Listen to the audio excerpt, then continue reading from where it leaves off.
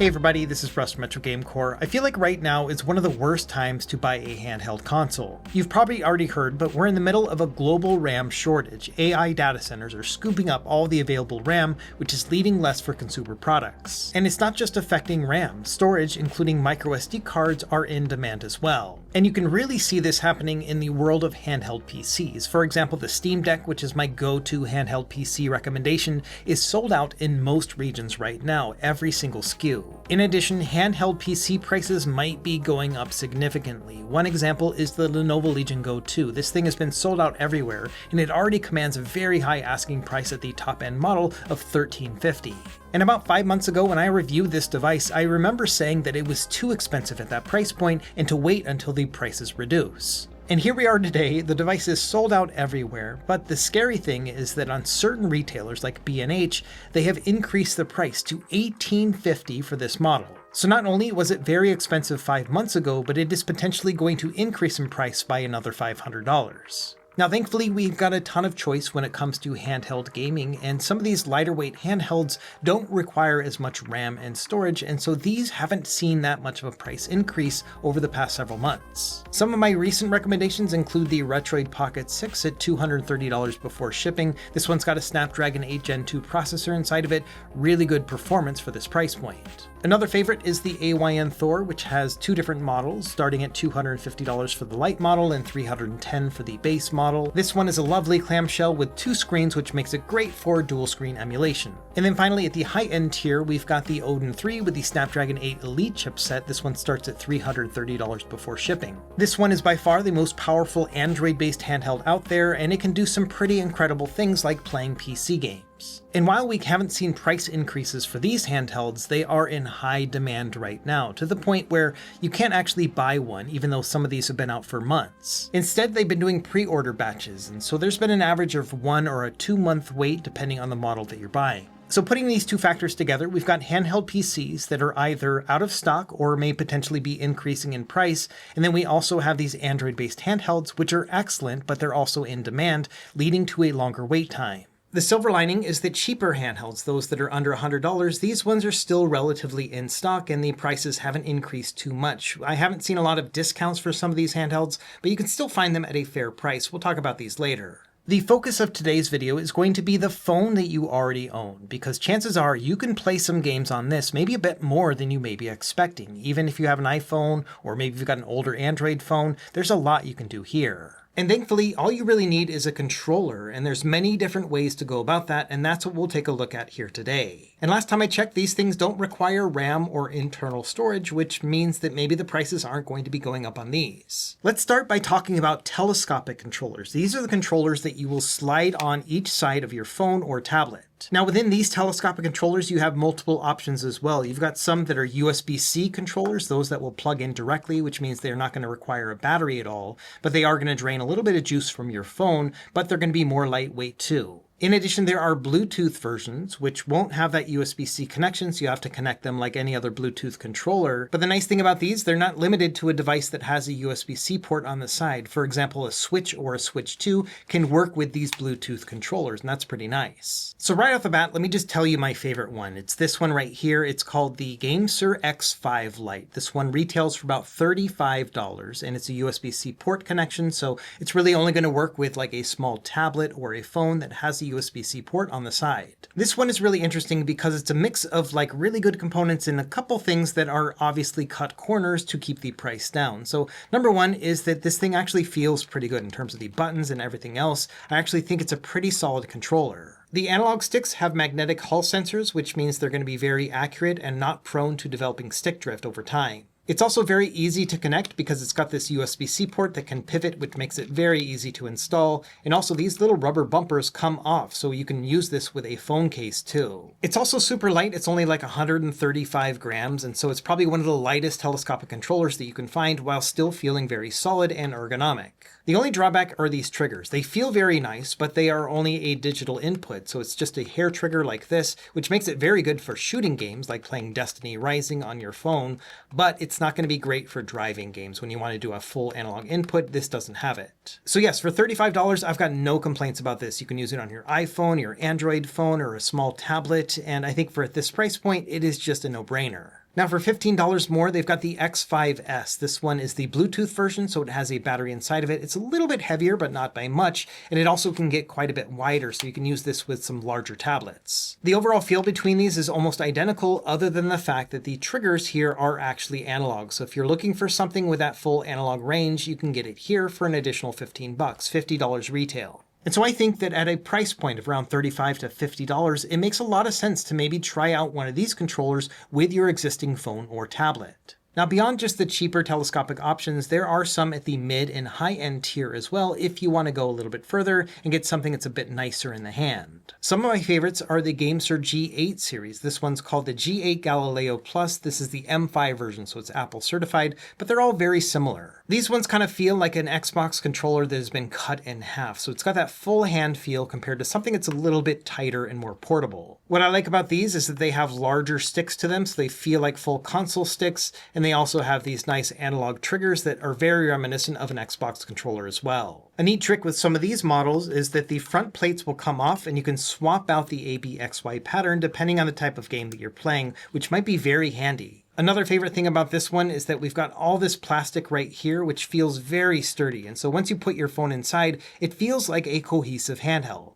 We've got a few different model options of the G8. We've got like a Bluetooth version or else this Apple one, but then also an Android version. And they're all around an $80 retail price, but often on sale. Another company that focuses on the high end is Razer. So this one here is the Kishi version 3. The version 1 and the version 2 came out previously. I like the version 2, but this one is a little bit chunkier in the hands, and so I think it does feel a little bit better. The buttons are clicky but very quiet, so they are nice and muted, and they feel very good and tactile, and we have some nice full-size analog sticks as well. So yeah, everything feels really good on this controller, including these analog triggers. These ones have a USB-C connection, but like with the GameSir, you can pull out these rubber parts, and so you can fit in larger phones with cases too. This one retails for $100, but they've also got a Pro version. That one's got HD haptics and some tactile buttons and swappable thumbsticks. Personally, I think that this $100 version is probably the best deal. And I do really like these full-size thumbsticks. I think it makes a really big difference if you're going to be streaming PC games. We'll talk about the various things that you can do on your phone later. They've also got this XL version, which they sent over to me a few months ago to review, and I never really got around to it just because this thing is so ridiculous. It costs $200, but it does have enough space to be able to fit a 13-inch tablet. So if you've got one of those big old iPad Pros, you can actually play games with this. It does have some nice features like TMR joysticks, but at this price point, $200, that's about the same price as a really good handheld on its own.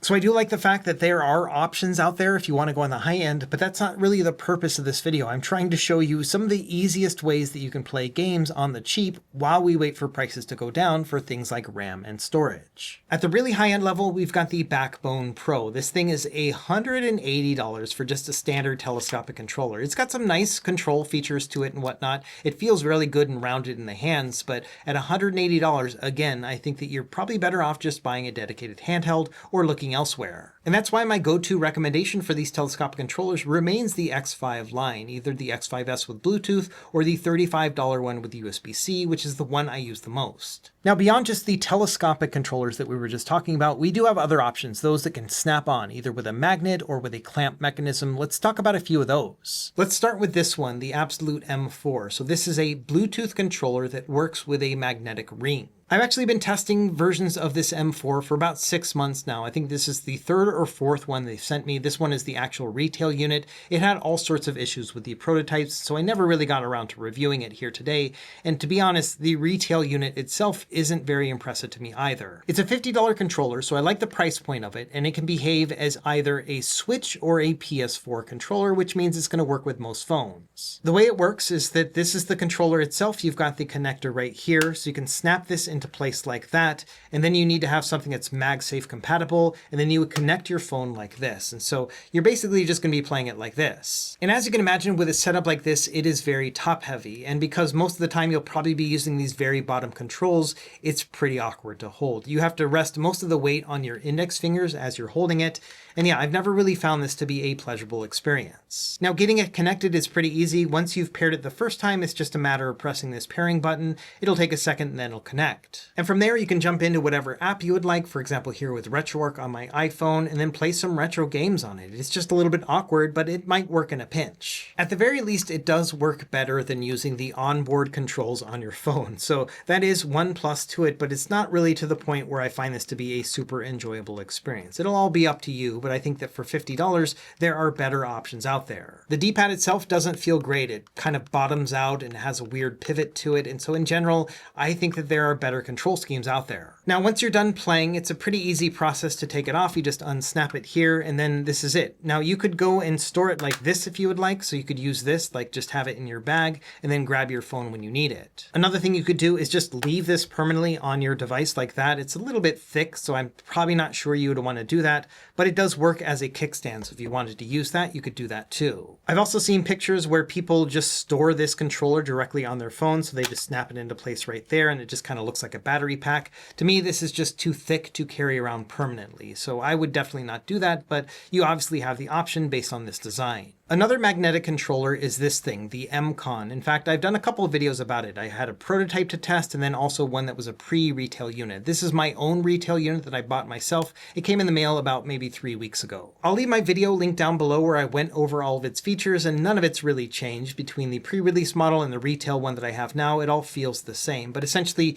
you would connect your controller to the phone like this, and then there's this button right here, which is like an eject button. So that will allow you to bring up these controls like this, and then you would play it. It's also got these little grips on the back, which makes it a little bit more ergonomic when playing thumbstick games. It's not the best control scheme in the world, but it does work. And as far as actual gameplay, this one is a lot more comfortable than the M4 controller that we were just using from Absolute. I think it mostly has to do with the fact that this one is wider. It kind of matches the phone itself. And so as a result, it just gives you a little bit more space and leverage with your phone. It's still very top heavy, but it does feel more comfortable. I got two main complaints about the M-Con. The first is that it is quite thick. It's actually thicker than my phone, which makes it not very portable. And then also the price point. This retails for $150. I bought this in pre-order in a Kickstarter campaign, and that was only $100. But even then, that was quite steep. And I can't really see this being a recommendation at $150. It's just too much. Now, thankfully, the company is working on slim and light models of this controller, which should be cheaper, and then also might be so thin that you could just leave it on your phone at all times, which I think is the ideal situation.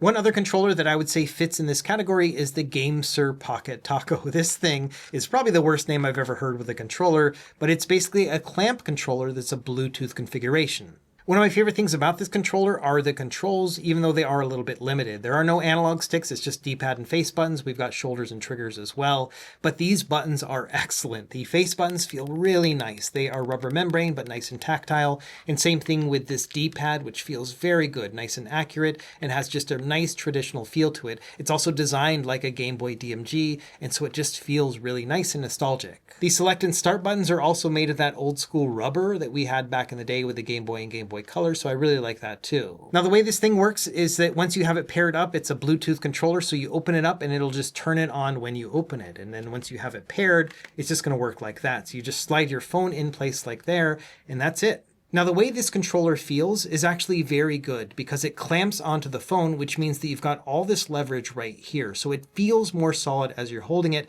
as opposed to a controller that snaps on either below it or behind it. None of that feels as good as the Pocket Taco. But the main limitation of this one is this orientation, because this is all you can really play. It's going to be 4x3 games or 10x9 games like a Game Boy Color game. These are all a really nice fit, but if you try to play a 16x9 game, it's going to look very small on your phone.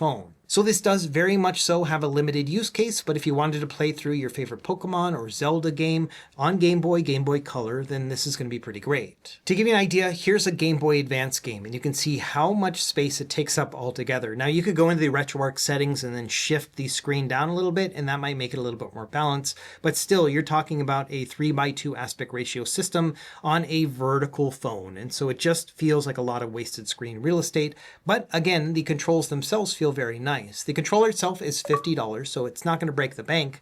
And so this might be a good option, but I would only really recommend it for Game Boy, Game Boy Color, and some 4x3 content. One trick you could do with 4x3 games like Nintendo or Super Nintendo right here with Chrono Trigger is that you can expand the aspect ratio to 8:7, which still looks very good with this type of content, and that's going to give you just a little bit more space to work with. It's very close to what a Game Boy and Game Boy Color game would look like, and so as a result, this feels a little bit more natural to me to play in an 8:7 aspect ratio, and I think this is probably a little bit better. Now, if you wanted to play widescreen games with this controller, you can do that. You can detach it from your phone and then just play them this way, and so this is still absolutely possible. The controller itself will turn itself off when you open and close it, but if you have it closed like this and you just press the home button for a couple seconds, it'll go back into pairing mode, and so this is a way that you can also play on the controller. In general, I just don't really recommend snap-on or clamp controllers like this on a phone just because they have a lot of drawbacks to them compared to the benefits that they have. They have a very limited use case. Now you might be wondering what type of games you can play on your phone, either via an iPhone or an Android phone, and it really depends on the ecosystem that you're using. With iPhone, it's a little bit more limited. They do have emulators now available in the App Store. You can play things like RetroArch, which will play all your classic systems all the way up to Dreamcast. They also have one called Delta, which focuses more on the lighter weight Nintendo systems, and then they have a PSP emulator too. So there are three right there that can get you thousands of games to play. I made guides for both RetroArch and Delta. I'll leave them linked in the video description below if you want to try that out on your phone. In addition to that, you can play just a bunch of iPhone games, either through Apple Arcade or just the App Store, or if you've got a Netflix subscription, there are a bunch of games that you can get as part of that service. You can also stream from your favorite console or from your PC directly onto your phone too, so you can do all of that as well. So there are a ton of different ways that you can play games depending on the app that you're using. Now, Android's got a little bit more that you can do. In addition to all the Android games that you can play on it already, you can also do things like playing PC games through an app called Game Native. I just recently did a video about that. I'll also leave that link down below. And then, of course, there are a lot more emulators to choose from on the Android side too. I've also got an Android handheld starter guide that will walk you through the setup process with Android, and there's no real difference between using it with a phone or with a dedicated Android handheld. In reality, you just have to connect it to a controller like this, and then you can use a front-end app like Emulation Station Desktop Edition. And then once you have this paired with all of your emulators, you can then use this to navigate through your systems and then launch your games like this. And so essentially your Android phone can behave like an Android-based handheld as well. You just need to add those controls. And all this will apply if you've got a tablet too, either an Android-based one or an iPad. All of that is going to be the same as it would be on an iPhone or Android phone, respectively. I also recently did a video talking about Android tablet gaming and all the stuff that you can do here too. I will leave that link down below. I think we're going to have a lot of links in this video description. Either way, if you are interested in the potential of the phone that you already carry, then I would recommend just looking at the description and all those links that I have. Now, it's not going to be all good stuff when playing with your phone, so let's talk about some of the drawbacks if you were to go this route. Number one is going to be battery drain. If you think about how much your phone drains already just throughout the day, if you add in gaming to that, it's just going to drain it more. You could always use a battery pack midday if you needed to, but that's just another thing that you have to consider. Another thing to consider is just carrying around the controller in the first place. Even though something like the X5 Lite is just an excellent deal, it's also quite bulky if you think about where you're going to put it. Another thing to consider is the storage space on your phone. Most phones nowadays don't come with micro SD card slots, which means you're going to be limited to whatever you have inside, and using some bigger games like GameCube or PS2, those are going to take up a lot of space. You can probably get by with adding hundreds of retro games because these are all very small file sizes, but when it comes to those disk-based systems, yes, it's going to fill up your internal storage a lot. One way to mitigate that would be to have a smaller library of games. Instead of scrolling through and choosing what to play, be a little bit more deliberate about it. Maybe only have a couple games per system, and that will usually work out a little bit better. So when it comes down to it, setting up your phone as a retro gaming console is absolutely doable on the cheap, especially with a controller like this for $35. That's a pretty good solution right there, but it does have some caveats, including that battery drain, the fact that you have to find storage for your controller itself, and then of course also that limited storage on your phone. So putting it all together, let's summarize what I've gone through and some of my recommendations. And number one, I think that if you are looking to buy a handheld gaming machine, something a little bit more high-end, then I think it's worth it to look at your phone and see how well it will do with playing games on its own. If you do go that route, I would recommend a cheaper telescopic controller like the X5 Lite, which is my main recommendation. This one has a USB-C connection, which is a direct connection to your phone, which means that input latency is going to be a lot lower than Bluetooth. And then also it's very lightweight, so it's going to feel really great in the hand. If you need analog triggers and a Bluetooth connection, then you can get the Bluetooth version, the X5S, for just $15 more, for $50. I think these are both the best deals that you can find with telescopic controllers right now. When it comes to the Snap-on style controllers, I don't really recommend any of them. Even though they are relatively cheap at around $35 to $50 each, I just don't really see the utility in them compared to just getting a telescopic controller. I love the idea of the M-Con, but the fact that it's so thick and expensive just kind of makes this hard to recommend as well. Instead, I really would like to wait for the future models. And then finally, like I mentioned at the beginning of the video, we still got some cheap options that are very decent right now, and they don't look to have been affected by market conditions very much. So I've got two recommendations at the very cheap end. So the first is going to be the Miyoo Mini Flip. So this thing came out, I don't know, about 4 or 5 months ago, and it's my favorite clamshell little handheld. This thing gets super small, 2.8-inch screen. It's got some really excellent software options for it too. The controls are excellent, and it can play up through PS1. The price point for this one is around $50 or $60, and I think that's an excellent deal for the fact that it can play many, many different games, and it also gets really small and compact, so it's very easy to take around with you, in addition to the phone that you already have. My other recommendation would be this thing, the Battle XP G350. This is actually made by Anbernic, but with a different brand name, and this usually retails for around $35, $40, and I think it's an excellent price point too. This one has a little bit more power than the Miyoo Mini Flip, but not that much. It can basically play up to PS1 and a smattering of some of the other systems. What I love about this one is that it's got excellent controls and analog sticks for games that require them, and also a 3.5-inch 480p display, which is just excellent. The size on this one is a little bit bigger. It's about phone size but thicker, and so it is something that you would have to carry around as well. But the nice thing about something like this is that it's not going to drain your phone battery at the same time, so you can leave this thing off and then enjoy your retro games on the go. So in the end, even though it's becoming hard to buy a high-end handheld, either by virtue of prices going up or the long wait times for them, there are still many ways that you can play games right now on the cheap. I think that a $35 controller for your phone